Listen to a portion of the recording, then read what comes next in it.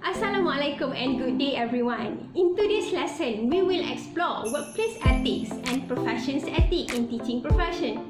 So before that, let me introduce the presenters. The first one is Nurul Aini Afzan.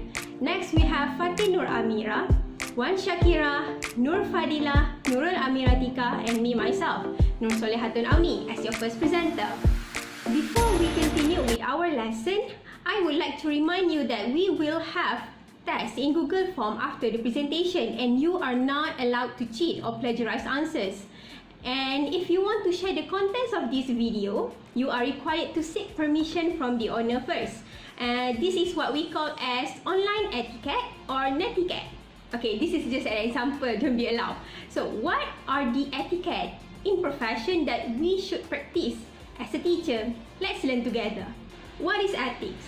Ethics, or in other name, is called moral philosophy that involve determining right and wrong conduct. The term is derived from Greek word ethos, which means character. In simple terms, ethics refer to the do and the don'ts. So, according to Thomas Paul and Linda Elder, most people confuse ethics with behaving according to social convention, religious belief, and law. And they do not treat ethics as a stand-alone concept. So we tend to assume that ethics is small parts of religion, a bit from law, and a fragment from social practice.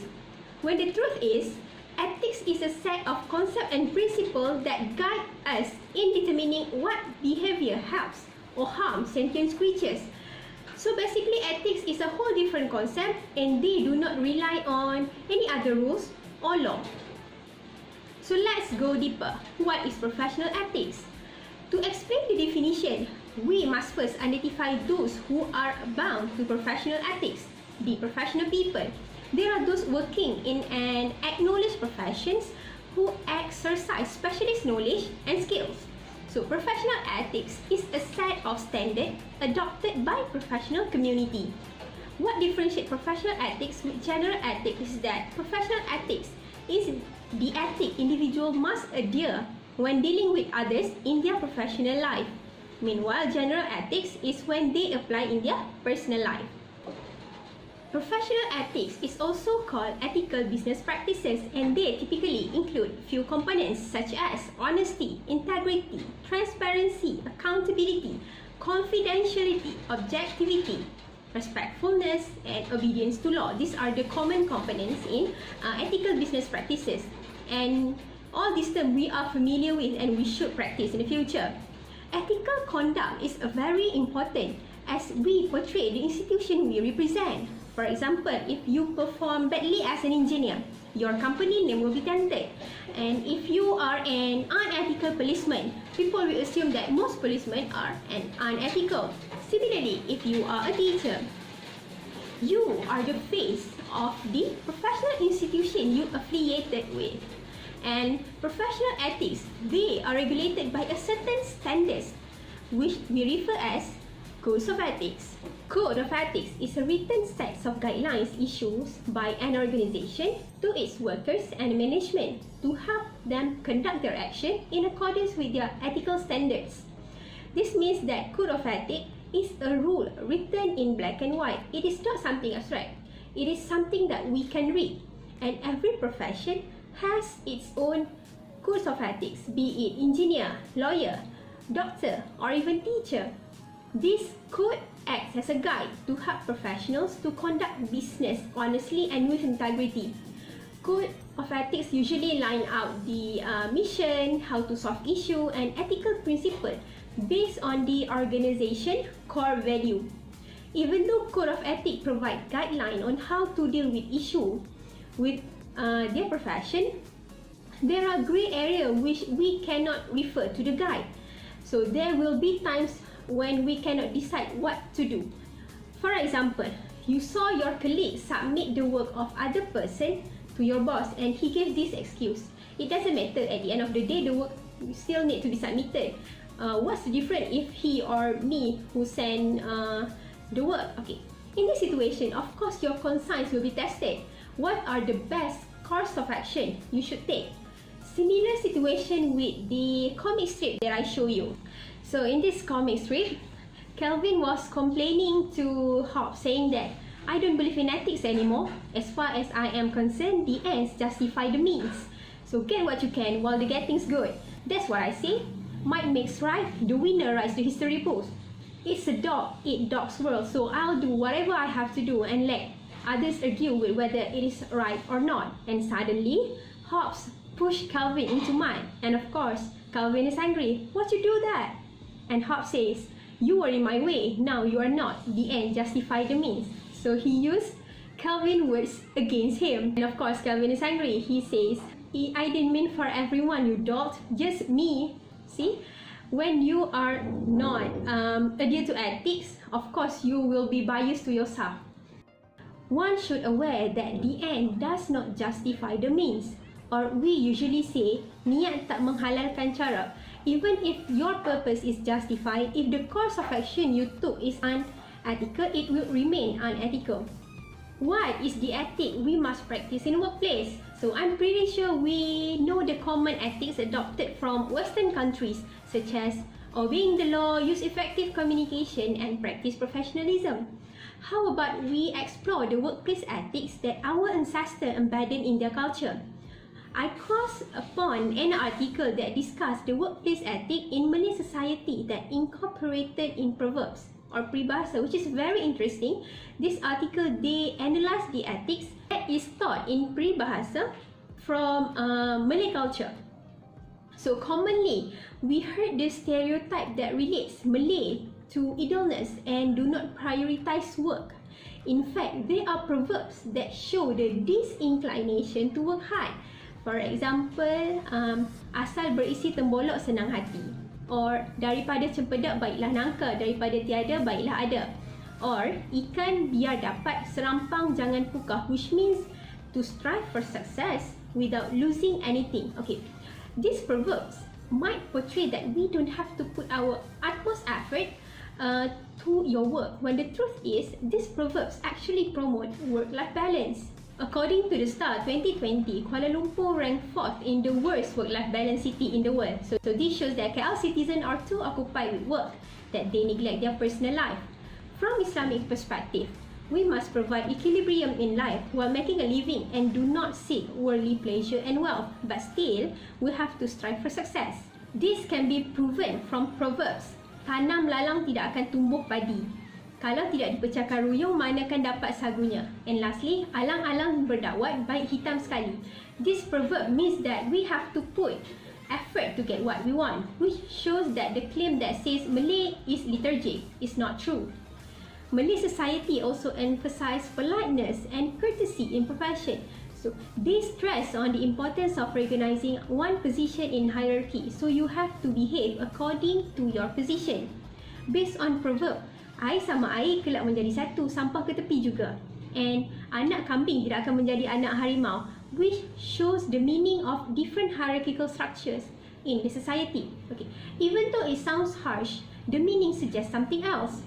This proverb implies that subordinates are inclined to show respect to superiors at work. Even though this is true, we cannot assume that the senior of the organization can freely do whatever they want. We also have proverbs that calls out those who abuse power, such as Raja Adil, Raja disembah, Raja Zalim, Raja disanggah, and proverb that encourage to be humble even if you are in high position. Ikut resmi padi, semakin berisi semakin tunduk. And last but not least, we acknowledge the strengths of each individual. Kuat burung kerana sayap, kuat ketam kerana sepit. To sum up general ethics in profession, professionals are bound with specific rules in their professions that provide guide to them on how to behave properly.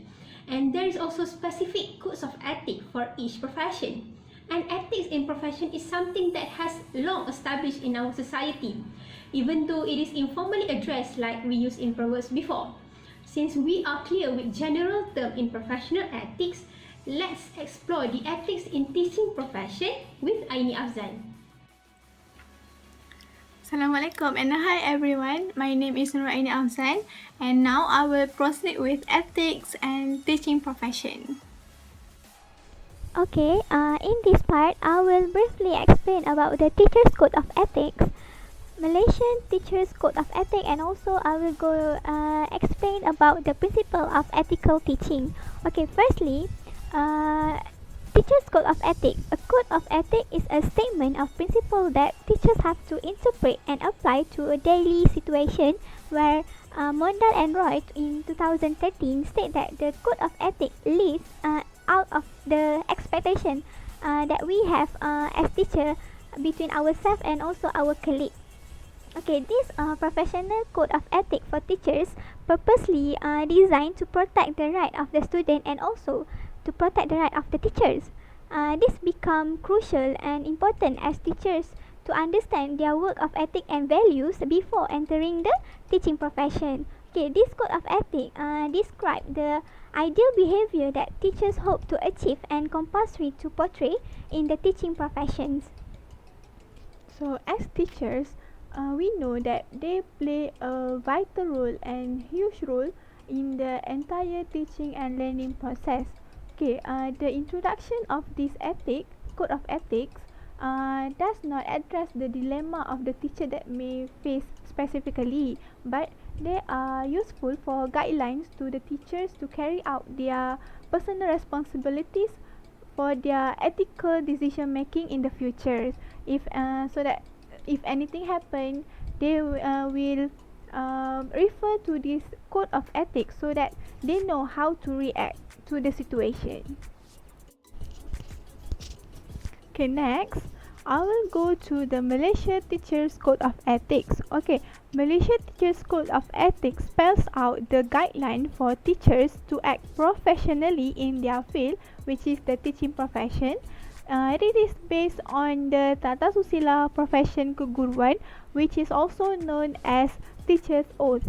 Okay, according to Nuriati, Boon and Wong 2010, Malaysia Teachers Code of Ethics consists of teachers' responsibility towards four parties, which are students, parents, society and country, and as well as colleague and teaching profession itself.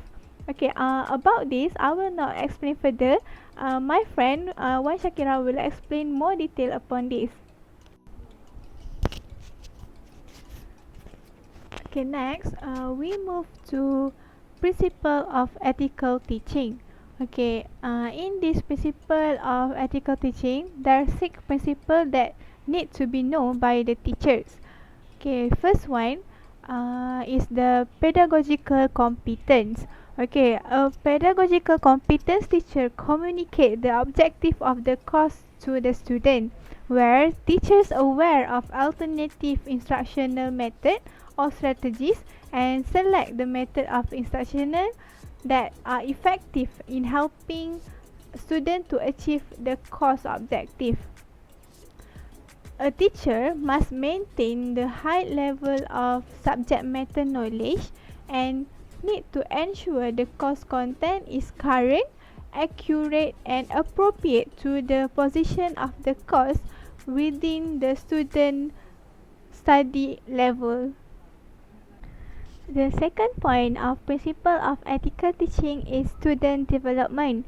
Okay, in this student development, the overriding responsibility of the teachers is to contribute to the intellect development of the student, at least in the content of the teacher's own expertise. And teacher also have to avoid actions such as exploitation and discrimination that detract from student development.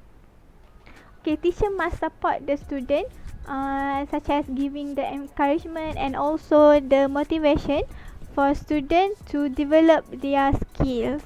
And also for dual relationship with student, this is to avoid conflict of interest between teachers and student. A teacher does not enter into dual role relationship with the student that are likely to detract from student development or lead to actual or perceived favoritism on the part of the teachers.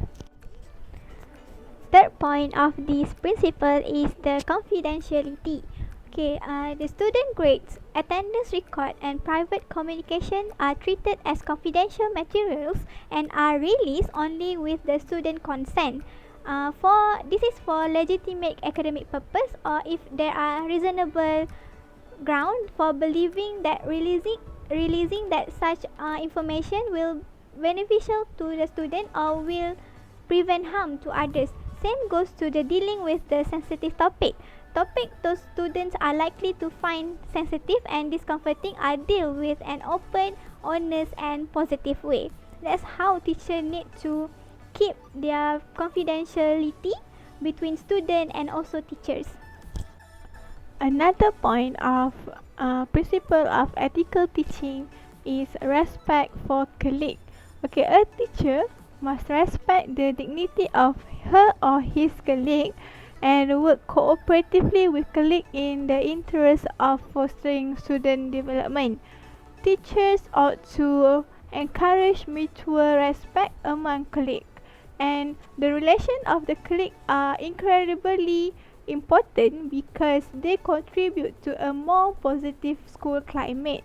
Okay, some few things must be avoided by the teachers, such as spilling secret, gossiping, or talking smack about administrator. This is bad thing that must be avoided. When you hear a gossip, then don't participate and never talk trash. This showing your colleague that they can trust you is the fundamental step in building the strong relationship with them. The fifth principle of ethical teaching is valid assessment of students. This is where teachers are responsible taking adequate steps to ensure that assessment of students is valid, open, fair and congruent with the course objective.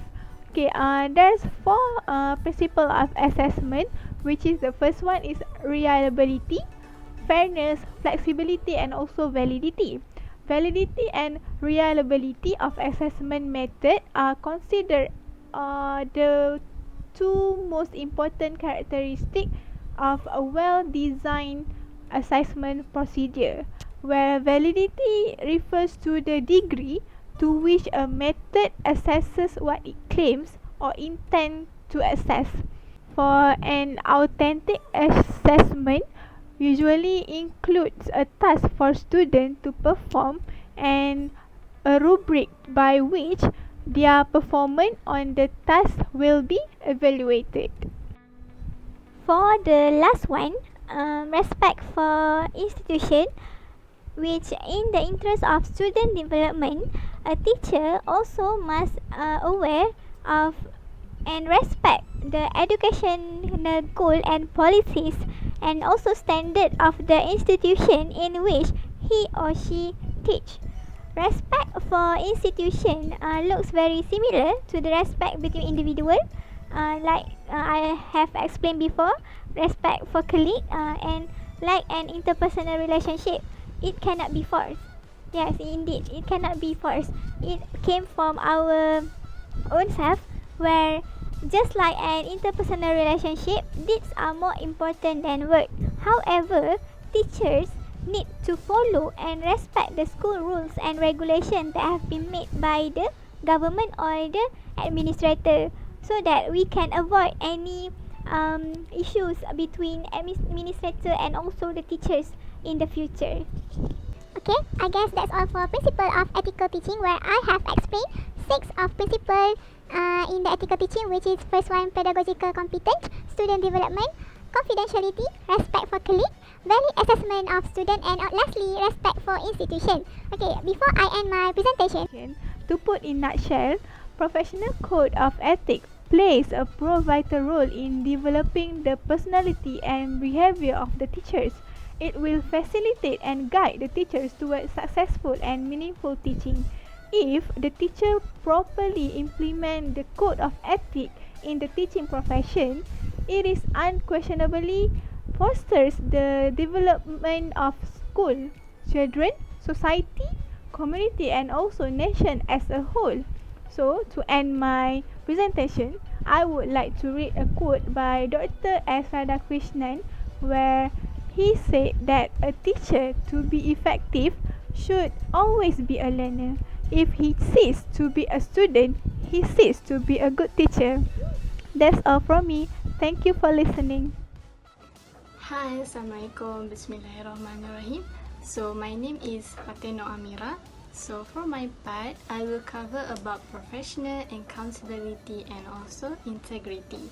So First, we go to the definition of accountability. So what do you know about the definition of accountability?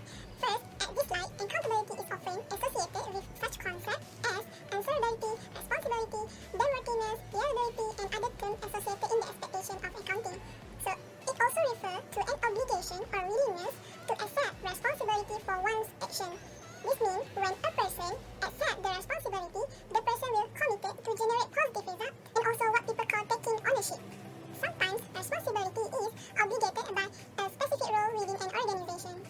for example, I give you about the accountability when an employee admits an error that she made on a project. When an employee is given the task, she will make sure the project goes right and well, and she know that she will be blamed if it does not happen. She also to have accountability for the project. The obligation of an organization or individual to account for activities and accept blame for failure. When individuals are accountable enough, they will understand and accept the consequences of their actions for the area in which they assume responsibility. Meaning that when the rules are clear and the people are already accountable enough, the works that be given will done efficiently and also effectively. But in contra, what will happen when the rules are not clear and the people is not accountable, work does not get done properly and learning is not possible.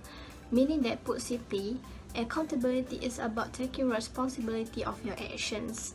Always ensure that you are competent enough to do the work that you will be asked to perform, and always putting your patients, your client interest first.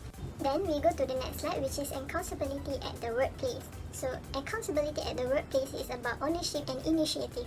This means when employees say they will do something, they will follow through and get it done. So it recognizing the other team members are dependents also results of your works. It is about open, proactive communication to keep the team member informed of the status of your commitment, because it has direct impacts on their ability to achieve their own commitments. Meaning that the responsibility of the employees to complete the tasks they are assigned, to perform the duties that required by their job, and to be present for their proper shift in order to fulfill or further of the goal of the organizations. So when the tasks are not completed and functions of the job are not performed properly, then that employee will also be responsible for dealing with the consequences. Being accountable simply means we are being responsible for decision making for your actions and assignment has been completed. For example, I give in to you as a student, we have been assigned assignment from our lecturer, right? So like we are doing some webinar. So in webinar we have specific role. Some will be project manager, some will be bureau technical and so on. So this specific role will be assigned and they will accountable enough to do the task properly in order our webinar going smoothly. But when something happened during webinar, she or he need to do respond and take ownership of the results of the task. Okay, so there is also another situation. Let me speak in bahasa. Dalam sesuatu tim kita ada ketua, bukan? So dalam ketua akan ada juga member yang ada sikap accountability, di mana they are willingness to do something. So bila functionality ni fail in responsibility, the other team member ni boleh menggantikan functionality itu sebab dia ada sikap willingness, dia sanggup and dia mampu untuk menjalankan tanggungjawab itu. The next slide is about accountability ladder. Accountability ladder is a great way to diagnose where you or your employees are. As you can see in that picture, accountability have two different behavior. The green arrow one, which is accountable behavior, meaning that things happen because of you. In contrast to victim behavior, you will tend to see that things happen to you. If you look at the ladder, if you are in the red arrow one, you will tend to unaware or unconscious mind. For example, in this picture is about the submission of homework. So you will tend to blame your teacher and also you will tend to give more excuses. But if you have an accountable personality, you will tend to have a good and positive mindset, which is you will make it happen and find solution to solve the problem.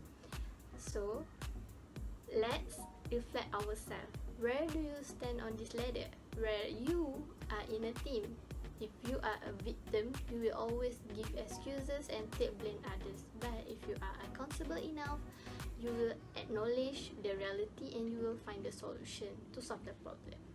Therefore, reflect yourself.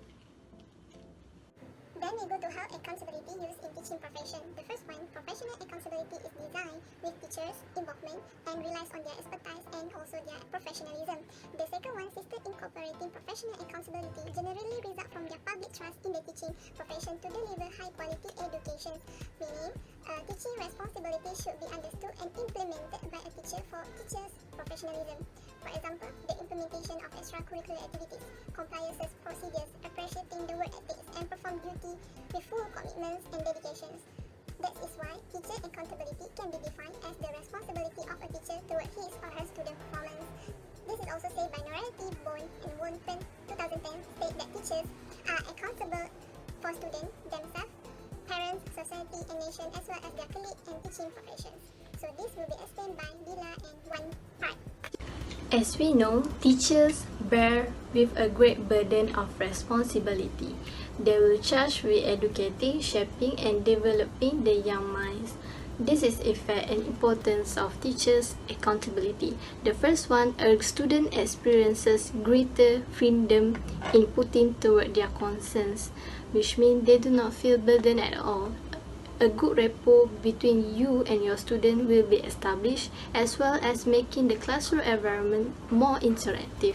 This is because students find yourself comfortable enough and you will directly lead your classroom well, and they will feel much more relaxed to interact with each other.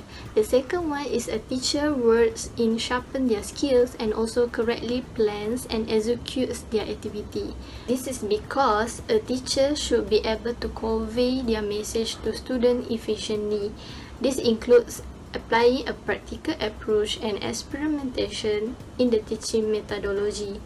Cara untuk kita mengajar dalam kelas tu akan lagi mudah dan kita akan mempelbagaikan kita punya skill bersesuaian dengan student.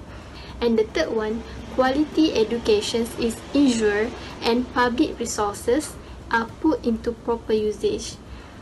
If we have a accountability teacher, kualiti sesebuah pendidikan tu dapat dipertingkatkan since kita ada accountability teacher yang betul-betul dapat mengajar dengan penuh dedikasi. Then the next slide, which is integrity and professional integrity. What's the difference between these two? The first one is integrity is come from the word Latin, which is integritas, meaning intact as a whole, meaning the quality of being honest and morally upright. The second one, the state of being whole or unified. It is generally personal choice to uphold oneself to consistently become moral and ethical standards. So in ethics, integrity is regarded by many people as the honesty and trustworthiness or accuracy of one's actions. Why? Definition of professional integrity is someone's high standards of doing their job and their determination not to lower those standards. It is the practice of maintaining appropriate ethical behavior. It is the practice to show the strong adherence to moral and ethical value. So, professional integrity will give employees a reason to trust that leader will place professional standard over their own self-interest. Let me explain in bahasa. Integrity ni maksudnya sikap yang perlu ada pada semua orang. Tapi kalau professional integrity ni more to profession, praktis untuk kita kekalkan etika kita yang baik semasa kita bekerja dan juga latihan untuk menunjukkan yang kita ni patuh pada nilai murni ataupun prinsip etika dalam bidang profesionalism. Honesty is the basic for maintaining integrity. You are being loyal to company, you are producing the result expected of you, and you are being trustworthy and you are reliable. These all the quality characterize someone who has professional integrity. The integrity is manifested in willingness to adhere to the value that are most important in our life. You know, it's easy to make a promise, but very hard to keep at them. But you know, when you are fulfill that promise, it's also an act of integrity.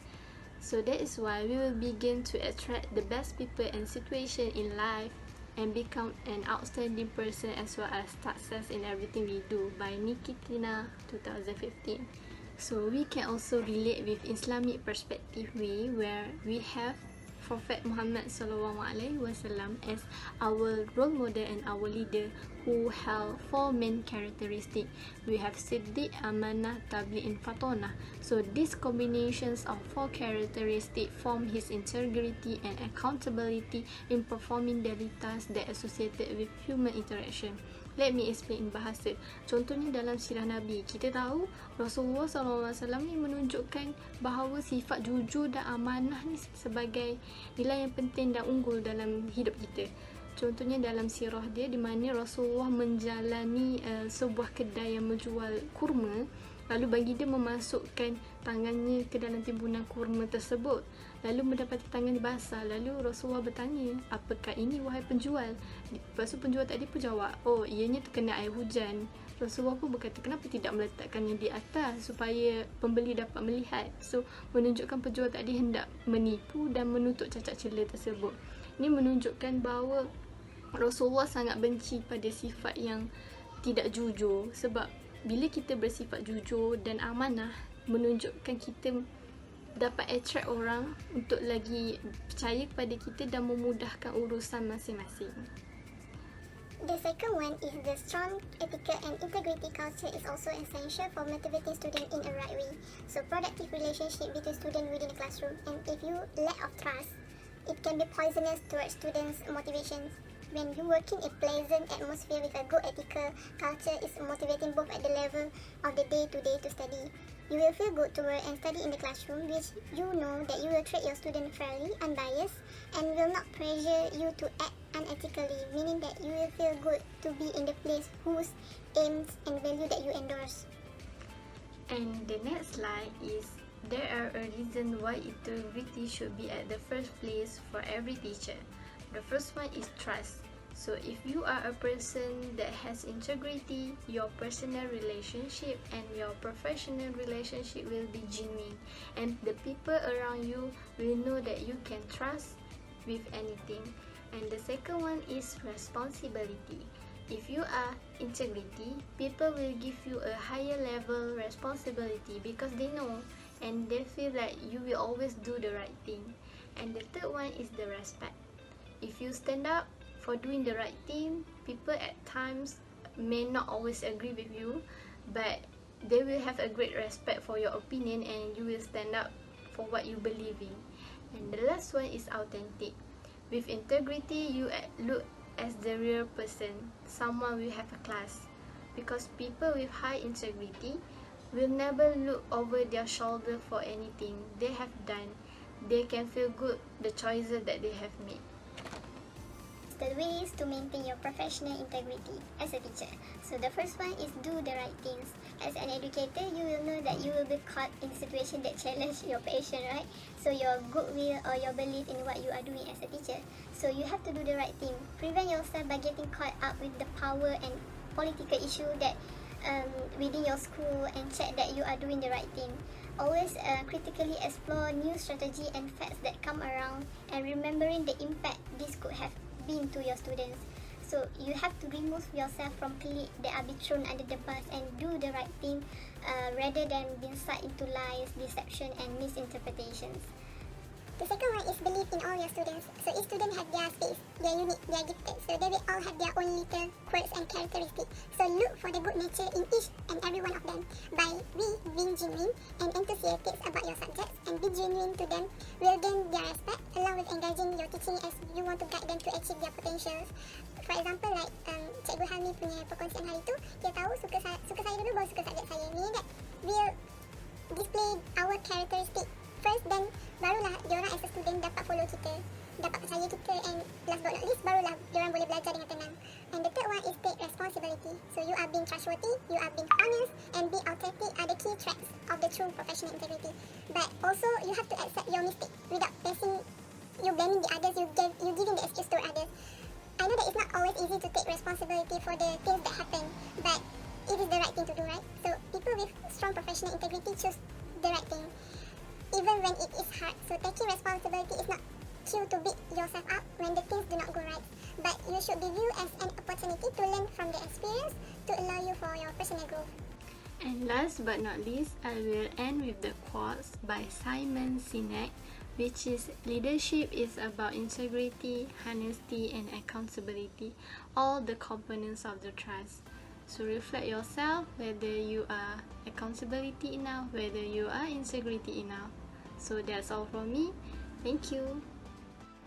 Assalamualaikum and hi everyone. My name is Nur Fadila binti Muhammad Arshad, and today I will explain to you about ethical issue in teaching profession. So there are 4 ethical issues that we will cover. First is about absenteeism. Second is about sexual harassment. Third is about corporal punishment, and lastly is about teacher favoritism. So let's go for the first one, which is absenteeism. The definition for absenteeism is when the teacher no justification and no substantial reason provided to legitimize his or her absence from the school. Or in simple word is the teacher do not have any evidence why she do not come to the school. In absenteeism, there are 3 factors that affect why the teacher do this action, which is first is on personal base. So for the personal base, the example of the personal base causes is on when the teacher have disease or his or her family member has disease that need full care. And then second is on job satisfaction. The third is on the age of the teacher. Fourth is on the lack of professional competency. And then lastly is the when the teacher have family conflict. So that's the example of a thing that happen in personal base that make the teacher do not attend to do his work. Second factor is on school base. So the element in school base that affect the teacher do the absenteeism are first is on the leadership of the school principal. Second is poor equipment or facility in the school. Third is lack of in-service training program. And lastly is on the lack of supervision from the authorities.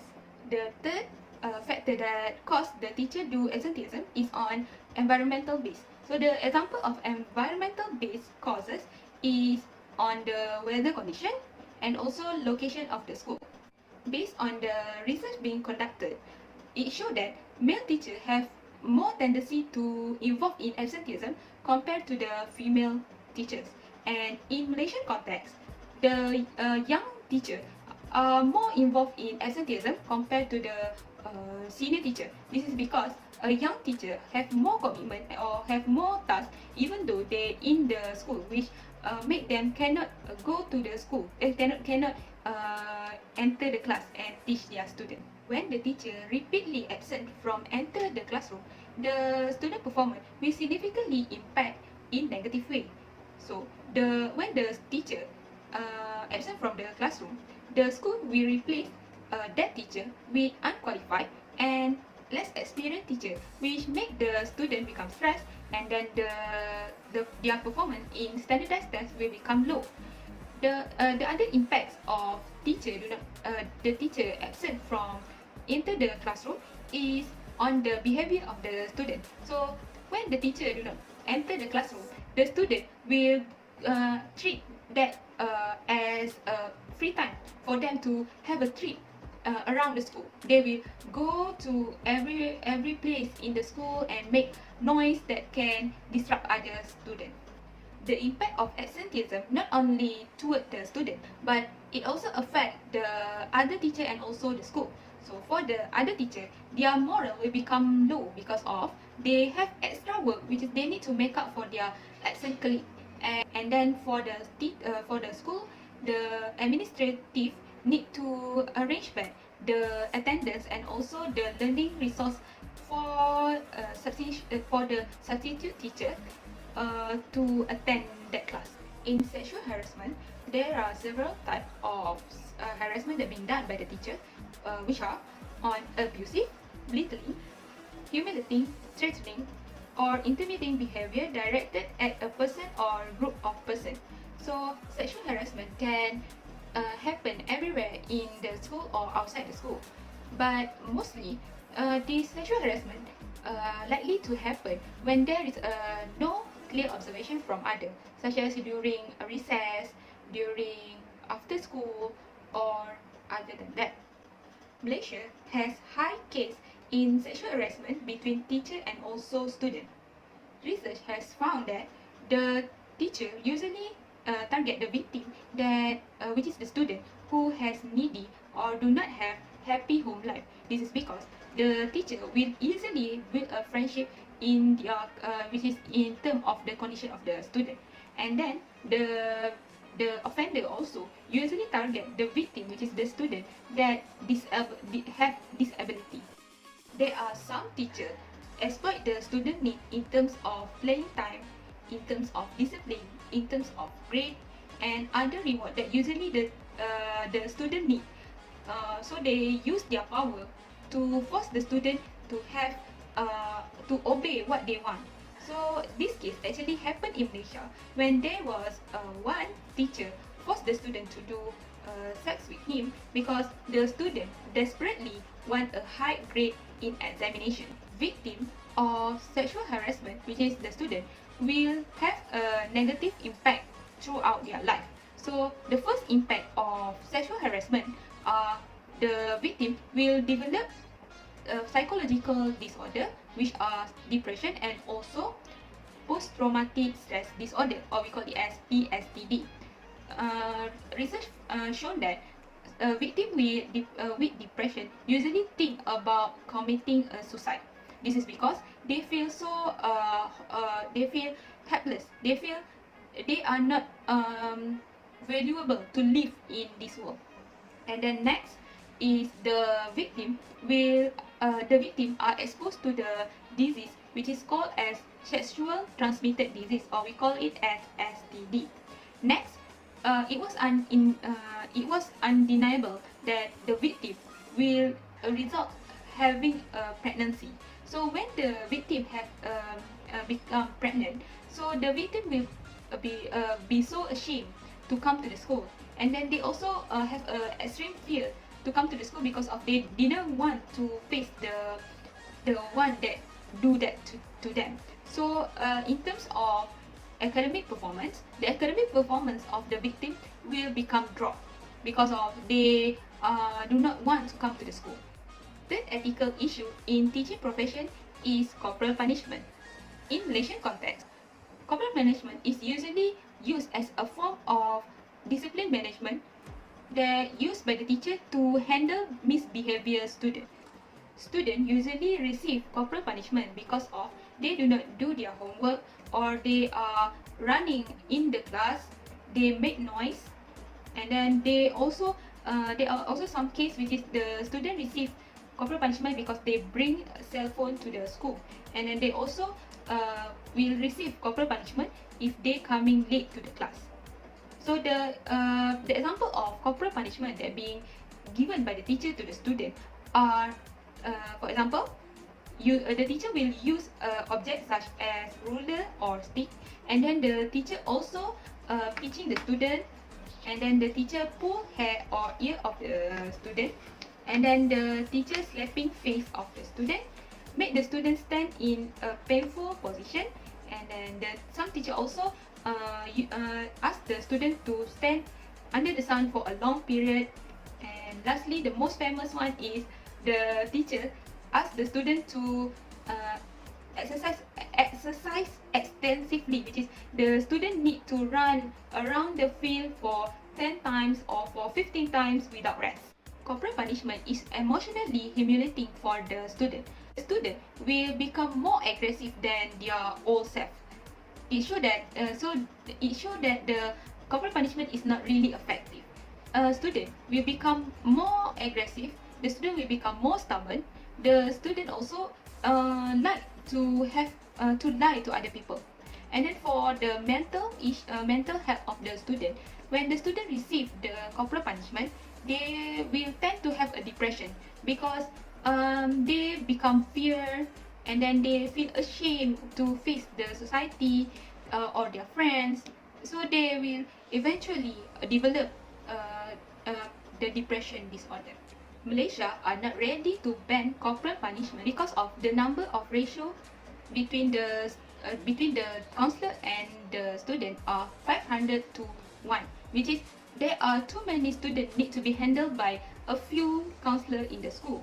So this is why corporal punishment are usually being done by the teacher to handle misbehavior students. The last ethical issue in teaching profession are teacher favoritism.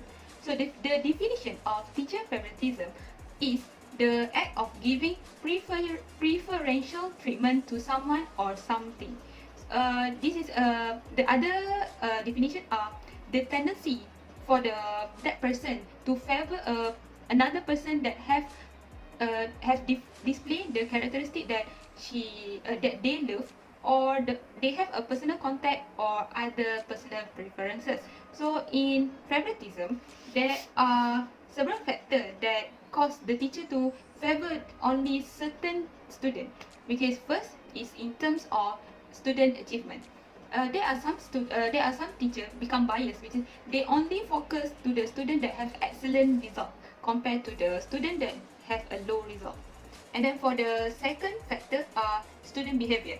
Some teachers only treat the student that have a good behavior in the classroom, and then they tend to ignore student that have misbehavior problem. And then lastly, for the factor that influence the teacher favoritism are student demographic characteristic, which is there are some teachers only treat the student which is student that have same gender with them or have a same ethnic with them. Actually, these teacher favoritism are not really good because of it tend to make the student do not have equal attention from the teacher. And then the effect of teacher favoritism are the student tend to display negative attitude because they want to show that they are protest why they do not get the attention same like their friends. So next, they will become internalize the negative image that being posed by the teacher. Which is if the teacher always use a negative word to them, so they will feel like, okay, this is me. So they will become internalized what are the negative things that being said by the teacher. So we have covered all the ethical issue in teaching profession. So next, Wan Shakira will explain to you about the accountability in teaching profession. Assalamualaikum, my name is Wan Shakira binti Rosli, and I'm going to continue on the suggested code of ethics for teachers. So you have heard about the issues that have been going around involving teachers for these past few years. So now I'm going to suggest some code of ethics for teachers in order for them to prevent those issues from happening. So there are 6 code of ethics that the teachers need to follow. The first one is the accountability or the responsibility towards students, and the next is towards self or teaching professions, and then parents or guardians, professional colleagues, employers, and families, society, and nations. So let's get started. Okay, for the first, accountability is towards students. So the first one is accountable towards students' academic performance. So this is the main job for teachers. So in general, it is teachers' responsibility to educate students to achieve excellency in their academic. However, this responsibility does not depend solely only on the teachers, because teachers do not have a complete control or complete influence over the learning condition of students, and therefore cannot be held accountable for non-performance students. This is what we call as a teacher-students ratio, because there are things that outside of the teacher's control, but these controls can be enforced through continuous evaluation of the teachers toward the students' academic performance. And the second one is to provide learning equally to each student. To be fair for every student, teachers need to justify each student equally by providing the same opportunity of learning to all students. As we know, students have their own learning pace, right? So teachers need to know which students need more attention and which teaching method is suitable for which students. Teachers absolutely cannot be biased. It is very unethical. The third one is to recognize students' potential. So in other words, is to build students' potentiality or personality and characters. So this is not an easy task, but teachers need to try their best to build students' characters and build their potential holistically to produce students who are intellectually, spiritually, emotionally, socially, and physically well balanced. The fourth one is to encourage students in learning, health, and safety. Not just encourage students to learn for the sake of academic performance, but also learning in general, which is to become a better person in the future, and that include moral, attitudes, as well as their own health and safety. For example, right now, the virus outbreak.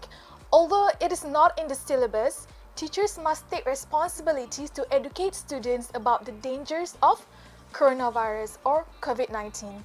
Educate them how the virus spread, and the most importantly is to educate them on how to stay safe. And the last one is to resolve problem regarding discipline, law and policy. Teachers need to inform what is the rules that they need to obey, what is the punishment if they break the rules, and enlighten them about the law and policy of the school. If there are some issues or problems involving students, teachers need to deal it right away and take control and be professional based on the school law and policy. Next is the accountability or responsibility towards self or teaching profession in general. So the first one is knowledgeable in one's own subject area. So this is a common sense. Teachers need to have an expert knowledge of the subject area. For example, like me, I will be teaching biology, so of course I need to be an expert in biology. Besides, teachers also need to pursue relevant opportunities to grow professionally and keep up to date about the current knowledge and research in the subject area, so that the teachers can relate it with the current issues to meet their students' understanding. Second is to update on self in latest development in teaching. For example, like the technologies which the teachers can use during teaching and learning session. Besides about the laboratory equipment development, so that the teachers can handle the experiments successfully. And then maybe if there is any new teaching method, and teachers can use it during the teaching and learning session as well. Third one is to make full use of the facilities available in the school. So facilities have a great impact on the students' academic performance, and inadequate facilities can translate to poor performance of the students. With respect to the teachers, school facilities affect teachers' recruitment, retention, commitment, and effort. With teachers' effort in using all the available facilities, students can use their full potential in learning. Fourth one is to master the knowledge of child psychology, individual differences, and general pedagogy. So teachers can mastering this knowledge like attending courses, doing intellectual discussion among the other teachers, and do action research or an online reading to improve oneself. Fifth one is committed towards one's work. Positive, execute fairness in one's work. So teachers need to be punctual in entering classes, cannot be late, okay? And try to be punctual. Besides, give guidance to students and carry out computer-based lessons, or effectively handle a problem-based learning and cooperative learning. Remember, not just talk and chalk, but also being a facilitator in the class. And the last one is to be a good role model for the students, because the children always try to follow the adults' behavior and footsteps. So the next one is the accountability towards parents or guardians. So the academic life of the students cannot be disconnected from the students' home environment. It takes both schools and home to raise a child. So the home provides structure, support, care, guidance, love, discipline, and comfort before the child is at the age of they have to go to school.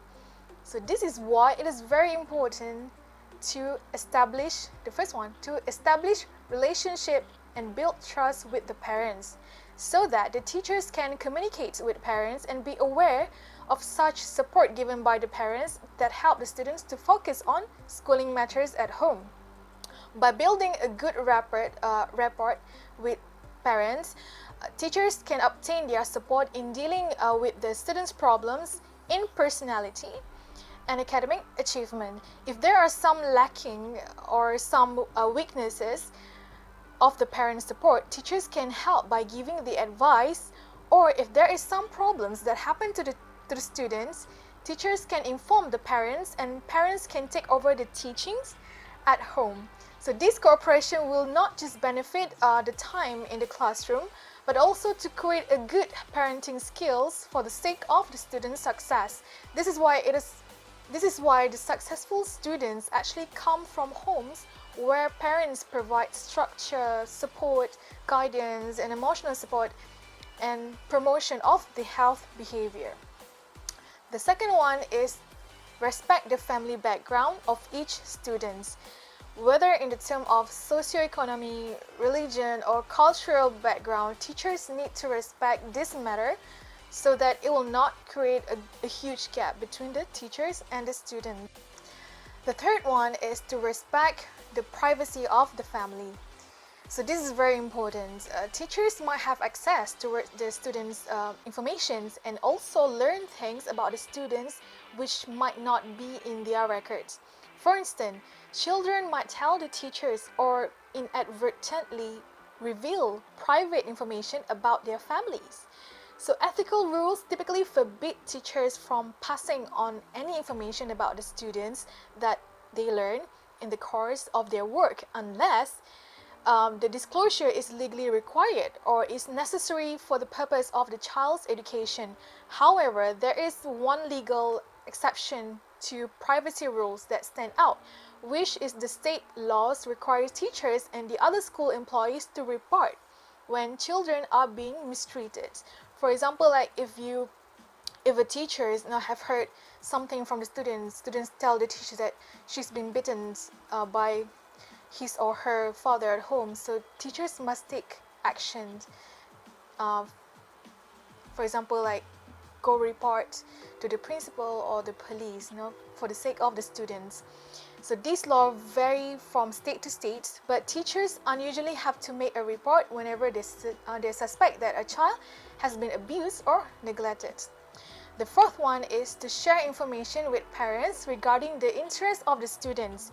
So parents at home might not know about some of the child's interests or potential or strength.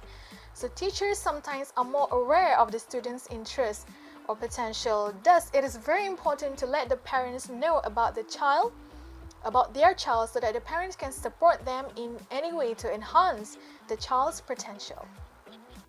Next is the accountability or responsibility toward professional colleagues. The first one is to build an atmosphere of trust, mutual respect, and openness with the respective colleagues. In other words, is by building a positive relationship with the other teachers and the staff as well. Second is to act accordingly to the educational and wider community which enhance the students of their professions. So teachers have to behave professionally with the other colleagues or the other people or the community of the same education department. The third one is do not reveal confidential information about colleagues unless required by law and policy. Teachers need to realize their boundaries and respect the other colleagues. The fourth one is to assist, support, and encourage newcomers to the professions. So in the case of teachers, message about their curricular, instructional, and role expectations are not always clear for the novice teachers. To interpret those expectations, they are likely to draw on the senior personal experience. Thus, it is crucial to cooperate with the other senior colleagues to help novice teachers in the teaching profession. The fifth one is do not provide false statements about their colleagues. Teachers are not supposed to lie, and as this can create negative situations and brings other people down. Fitna is a big sin in Islam. And the sixth one is do not interfere with colleagues' personal freedoms which can violate the individual professional integrity. Being a professional teacher is also to respect other people's personal life. So the next one is the accountability or the responsibility towards employers.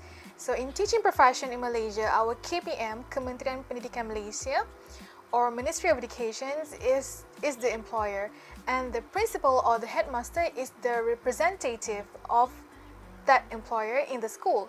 So what is the teacher responsibility towards them? So the first one is to obey the contractual commitments. Teachers need to perform those laws and policies that has been set up by the ministry that do not conflict with the Code of Organizational Ethics. Second is be truthful when making statements about qualifications and competency. So this is what happens during the interview sessions in teaching professions. So teachers cannot lie about their qualification or competency, as it will create a problem later on when they try to perform those qualifications. The third one is positively promote the improvement of institutional policies. If there are something that need to be improved, teachers can voice out to give suggestions, but with the appropriate ways. The fourth one is to promote cooperations among all agencies and professionals working in the best interest of students and families. For example, like cooperation with the NGOs to carry out activities for the students. Fifth one is to operate all the committee accounts honestly to his or her charge. So if the teachers are in the charge of handling money or accounts, of course teachers need to be honest and take a good care of those money. And the sixth one is to maintain sound mental health, stamina, social prudence necessary to perform his or her task. So here sounds is an adjective and it's mean healthy or in a good condition. A sound mental health cope with other physical health condition as well in a better manner. So an individual or teacher with a sound mental health is capable of taking care of themselves and of others in an efficient manner. Mental well-being is important not just for the teachers individually, but for the families and for the society as well. And the last one is the accountability or the responsibility towards families, society or community and nations. The first one is to play an active role in community relations. As a teachers, you must aware of the community environments and involve actively in those activities, and avoid from being influenced by the negative elements that may tarnish the reputation of a school, society and country. Respect the community in which the teachers serve and fulfill responsibility as members of the community. Second is to develop the values in students of the democratic society. So teachers should be truthful to the society and uphold the dignity of teaching professions in the society in order to build a positive influence in students. And the last one is to provide the standards of a professional service. Teachers should perform their duties professionally and truthfully with enthusiasm to achieve the aspiration of the national philosophy of education.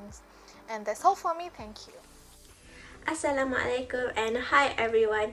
We are in the last part of this presentation. So, I think you guys already have an idea on what is professional code of ethics. It's okay, let me revise back what is professional code of ethics. Okay, professional code of ethics is a guiding principle that aims to assist professionals to conduct work with commitment, dedication, sincerity, honesty, and with integrity. So, as we are going to be a professional teacher soon, we need to know the importance of ethics in teaching.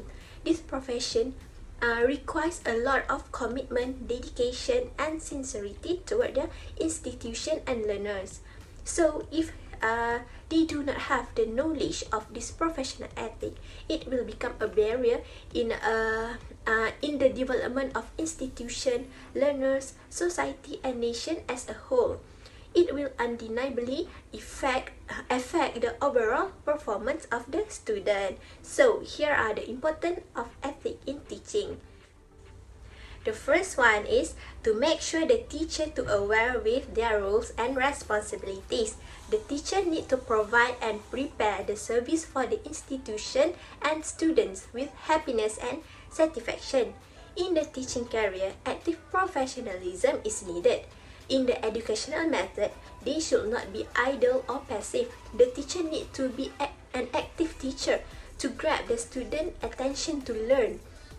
So that is their basic responsibilities under which they are hired to represent the school and student with aspiration. So the second one is for the teacher to adjust with the professional environment of the school. They have to show an example of professionalism in school. They must collaborate with the management of the institution and be friendly with the colleague. This is because the school works in a system and the teacher should understand that every member of the system is equally important and they have to play their own role. The third one is to make the teacher act wisely and endow with professional judgment and empathy in practice. Teachers should show friendliness, care and love with students. This is to create a good respectful relationship with the student. If the relation of the student and the teacher is not good, the teaching becomes ineffective. So, therefore, teachers should communicate with care and affection so that they can share their difficulties and problems and we can give remedial solution to those problems. The fourth one is to keep the teacher's integrity. It is important for the teachers to be honest, reliable, and dedicated toward the school and students. Teachers should stress the integrity of implementation through their professional commitment, rules, and act. This is going to strengthen the institution and student growth as a whole. Then the fifth one is to gain trust from the stakeholder of the school. The teacher should give stress on building a warm and respectful relationship with all the stakeholders of the school. As a result, it will lead toward fairness, openness, and honesty between teachers, colleagues, and students. So, number 6 is to make the teacher respect privacy and confidential things. Teachers should respect the privacy of other members of their own school and maintain confidentiality of information gained in the course of professional practice, unless a legal imperative requires disclosure or there is a legitimate concern for the well-being of an individual. For example, in school, teachers need to keep the confidentiality of the examination paper. Then the next one is to practice the teacher not to mix between privacy conflicts and their professional work. Teachers need to be professional by not mixing their privacy work and professional work to prevent from the teachers to bring their negative moods or negative aura during they conduct the class. It could demoralize the student and affect their perception towards schools and teachers.